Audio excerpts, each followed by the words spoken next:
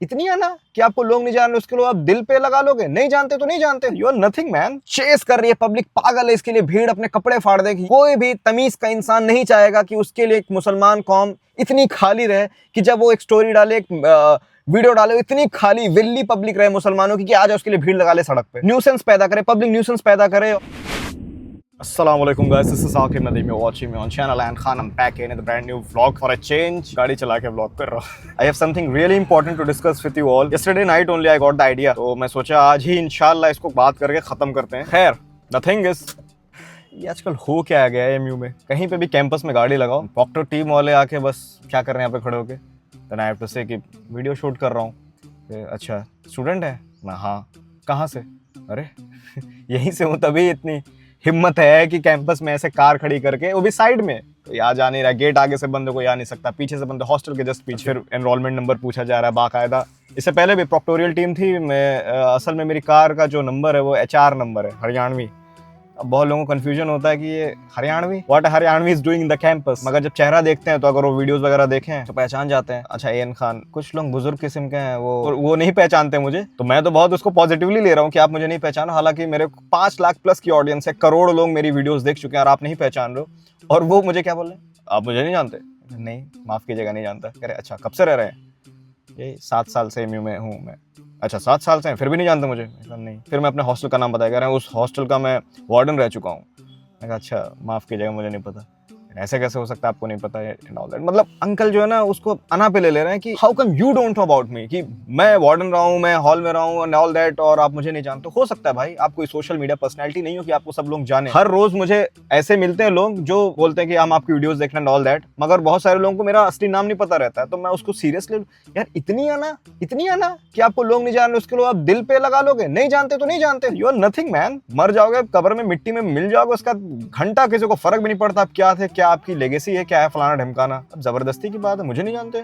मैं यहाँ पे ब्रैग नहीं करता हूँ, लाख की ऑडियंस लेकर बैठा हूँ कैंपस में, हॉस्टल में इतना सिंपल तरीके से रहता हूँ। मुझे आगे लोग बोलते हैं आप मुझे नहीं जानते। Who the hell you are और who the hell am I? अल्लाह के सामने कौन किसकी क्या औकात है? खैर, इसी पर तो मुझे बात करनी थी। अनापरस्ती और तकब्बुर और पता नहीं क्या हीरोइज्म वाली फीलिंग के आई एम हीरो, और सामने वाली उनकी ऑडियंस भी उनको हीरो की तरह एक्सेप्ट करती है और उनको सर पे चढ़ाती है। This is not at all good, this is not at all right. Moderation वाला रास्ता इस्लाम में जो है अपनाना है आपको। मॉडरेशन, ना एक्सट्रीम पर जाना है ना एकदम लो साइड पर जाना है, ठीक है? दीन के हर मामले में आपको मॉडरेशन अपनानी है। किसी से अगर मोहब्बत हो तो एकदम एक्सट्रीम पर जाके पागलों की तरह, बच्चों की तरह इन्फैचुएशन वाली मोहब्बत नहीं करनी है। ये उमर इब्नुल खत्ताब का कौल है बाकायदा, रदियल्लाहु अन्हु। और किसी से अगर नफरत हो तो इतना नहीं कि उसको बर्बाद कर देना, उसको बद्दुआएं दे रहे हो, उसकी जिंदगी बर्बाद करने के पीछे पड़ जाओ। बीच मॉडरेशन। ये जो मैं वीडियो बना रहा हूँ इसकी बहुत सारे वजूहात हैं, जिसमें one of the biggest reason ये है कि मुसलमानों के अंदर एक जो फीलिंग है ना, हीरोइज्म वाली, किसी को हीरो बना देना, रातों रात उसको सर पे चढ़ा लेना, और उसकी फिर अब कोताहियां गलतियां कुछ नहीं आपको नजर आ रही। कोई अच्छे काम आपने देख लिया और पब्लिकली आके कर रहा है, उसका मुझे नहीं पता उसकी नीयत क्या है सामने वाले की, मगर इन जनरल वो लोग उसी अच्छे काम को दिखाकर इन्फ्लुएंस करना चाहते हैं पब्लिक को और अपने तरफ उनको अट्रैक्ट करना चाहते हैं, क्योंकि उनके पास और कोई ऐसा टैलेंट है नहीं। मैं इस वीडियो को बहुत ही जनरल रखूंगा ताकि सब पर फिट हो जाए जो ऐसा काम कर रहे हैं, क्योंकि मैं एक दो के नाम लेकर सच कोई ऐसी वीडियो नहीं बनाना चाह रहा हूँ कि मैं उनसे बुग्ज या हसद में चीज कर रहा हूँ। ये इन जनरल है और ये मुसलमानों के अंदर घुसा हुआ है। हदीस में नबी इस्लाम ने मॉडरेशन के लिए फरमाया है। तो मॉडरेशन किस टाइप की?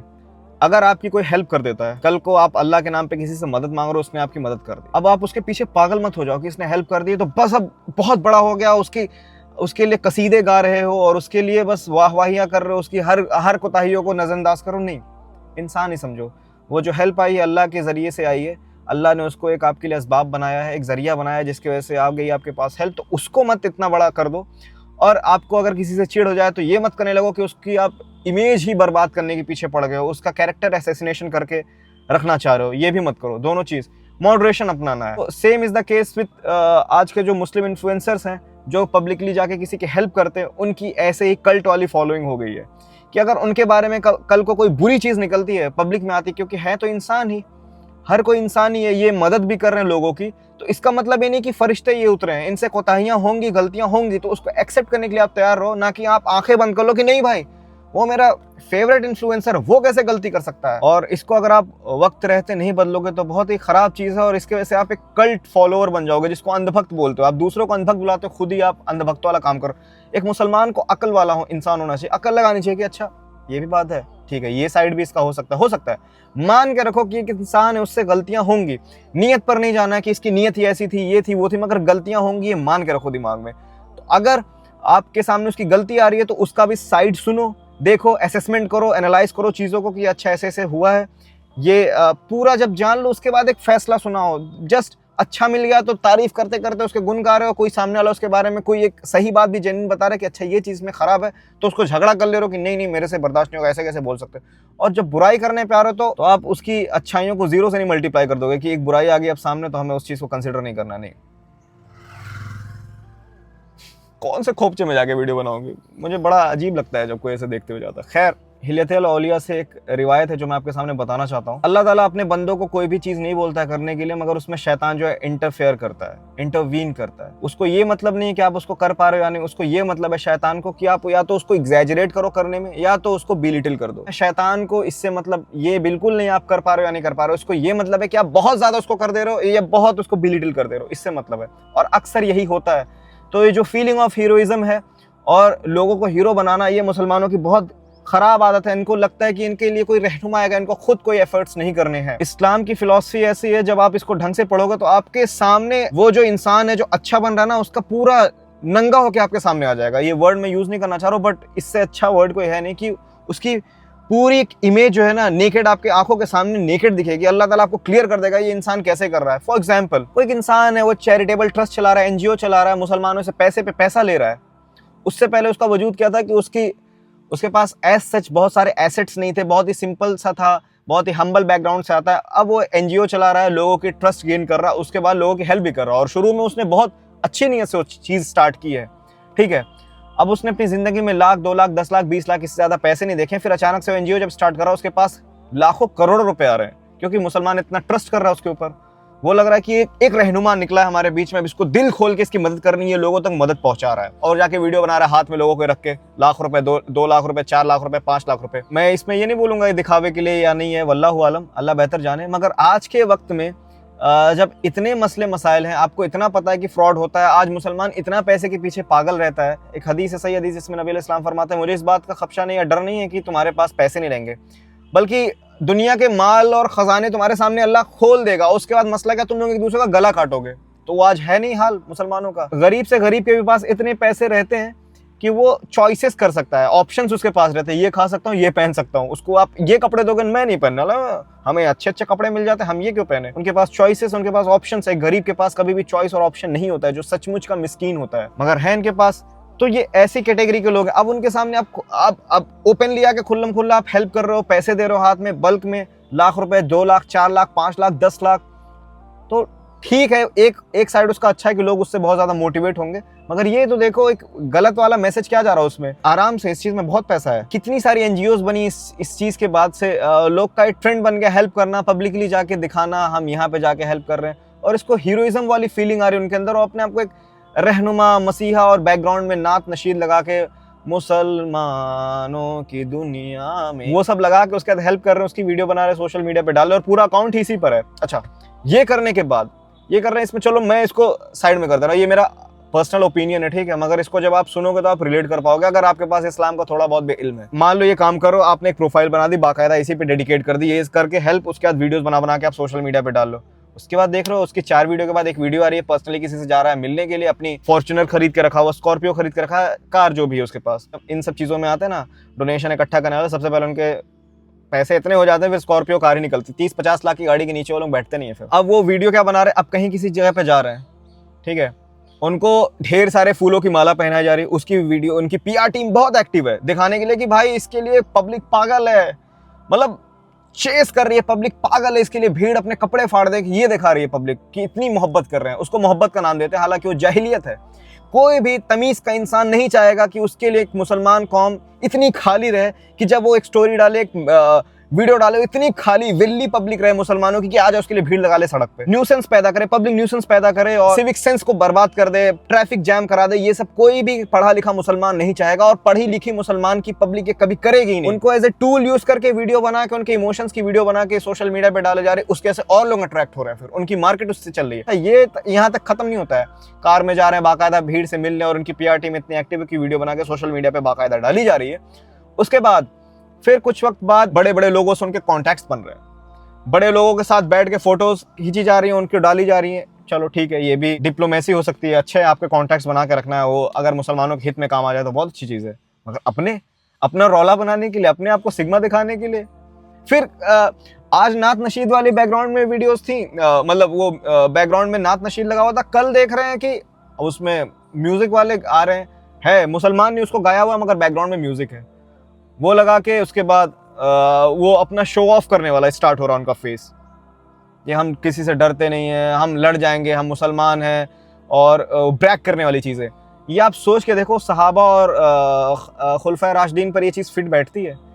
एक वक्त पे हेल्प कर रहे हैं जा जाके, और अगले पल वो ब्रैक कर रहे हैं उस चीज़ को। वो जो फेम उनको दूसरों को चैरिटी कर करके, डोनेशंस के पैसे इकट्ठा करके लोगों तक बांट के जो आपको फेम मिल गया है, उस फेम को अब आप ब्रैक करने स्टार्ट कर रहे हो, फ्लेक्स कर रहे हो कि I have cars and I have people, I have these people in my contact, they will stand for me, they will fight with anyone. यहाँ तक बात खत्म नहीं होती। उसके कुछ वक्त बाद जब ये आपका फेम इकट्ठा हो गया, अब आप पॉलिटिक्स में आ रहे हो। पीपल प्लीजिंग वाली बात है, इस तरफ भी हक बात नहीं बोल पाओगे, इस तरफ भी हक बात नहीं बोल पाओगे। तो मजबूरन में हमें साथ में लेकर लोगों को चलना चाहिए। ढंग के जो तकवे वाले मुसलमान होंगे जो ये सब काम करना चाह रहे हैं ना, वो कभी नहीं चाहेंगे कि वो खुद लीडर बने, वो खुद अपने आप को एज ए लीडर पोर्ट्रे करना नहीं चाहेंगे कि आओ मैं हूँ रहनुमा तुम लोगों का, मैं तुम्हारे लिए ये चीज करूंगा, मैं तुम लोगों को फला फला जगह से निजात दिलाऊंगा। मसला तो ये है ना, आप कोर आइडियोलॉजी आपको इस्लाम की पता नहीं है कि कोर फिलॉसफी आइडियोलॉजी है क्या, कैसे एक ढंग का कायदे का मुसलमान जिसके अंदर ज़मीर जिंदा है वो ये सब चीज़ें करेगा नहीं।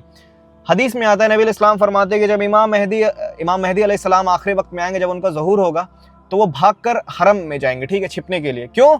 लोग उनको अपना खलीफा चुनना चाहेंगे मगर वो खुद कहेंगे नहीं भैया मुझे इस जिम्मेदारी से दूर रखो। ये होते हैं अखलाक मुसलमानों के जो प्रैक्टिसिंग मुस्लिम होते हैं, जिनके अंदर अल्लाह का खौफ होता है कि भैया हमको लीडरशिप से दूर रखो, हम नहीं कर सकते, ये बहुत बड़ी जिम्मेदारी है, हमसे कुछ भी कोताही होगी तो हम बेड़ा गर्क कर देंगे और हमको क़यामत वाले दिन इसके लिए जवाब देना पड़ेगा। यहाँ पे जबरदस्ती रहनुमा बन रहे हो, आपको अपनी नमाजों का, अपने अमाल का, अपनी अच्छाइयों का कुछ पता नहीं, आप कितने अच्छे हो, किस मामले में कौन सा सही, आपका अपना खुद का जो कॉग्निटिव डोमेन है वो इतना स्ट्रांग नहीं है कि आप कल को एक एथीस्ट आके आपके सामने 4 सवाल कर देगा इस्लाम के खिलाफ, कुरान से निकाल के आपके सामने ऐसे मोल्ड करके चीजों को पेश कर देगा, आप खुद स्पीचलेस हो जाओगे, आप जवाब नहीं दे पाओगे। आपको रहनुमा बनना है, आपने कितना वक्त दिया इस्लाम को पढ़ने के लिए, आपने कितना वक्त दिया थियोलॉजी के लिए, आप कभी सोचे हो? एक और हदीस है, सही हदीस, जिसमें नबी इस्लाम फरमाते हैं कि किसी भी पोजीशन के लिए जो है एस्पायर मत करो, ठीक है, किसी भी लीडरशिप वाली चीज के लिए, लीडर बनने के लिए, जमात का अमीर बनने के लिए ये मत बोलो मैं डिजर्व करता हूँ, I am the one who is for this position, I only deserve such kind of position, ये सब मत बोलो, ये तकब्बुर के अल्फाज है। और अगर ये बोलने के बाद तुमको पोजीशन मिल गई तो अल्लाह ताला तुम्हारा साथ नहीं देगा, क्योंकि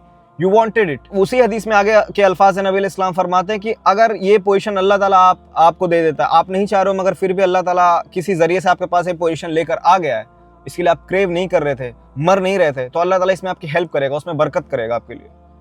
ऐसे बनो, क्यों मरते हो आप ये पोजीशन के लिए और लीडरशिप के लिए, और जब आपके अंदर वो चीज़ है नहीं, वो चीज़ बर्दाश्त नहीं कर पाओगे। कल को जब आपको प्रॉब्लम्स आएंगी तो फिर रोना शुरू कर दोगे।